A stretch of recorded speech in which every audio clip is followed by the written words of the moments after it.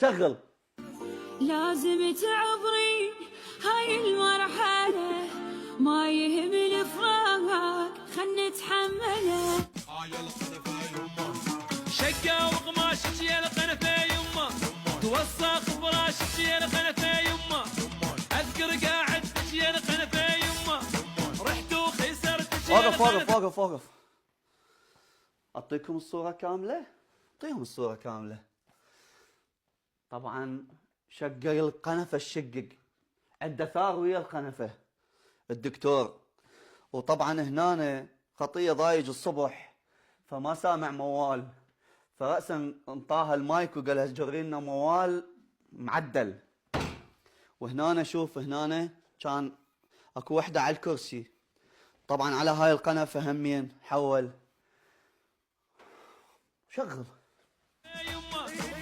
يا ذمه وعليك مقطع الذمه، يا هل دمارت من اشتعل عمه، يا ذمه وعليك مقطع الذمه، يا هل دمارت من احترق عمه.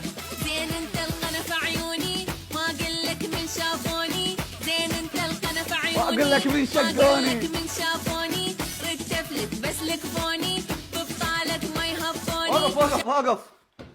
هاي الأغنية تنطبق على القنفة، تقول له رتفلك بس لكفوني. قفل الباب بعد شنو بس الله يعطيك الصحة والعافية.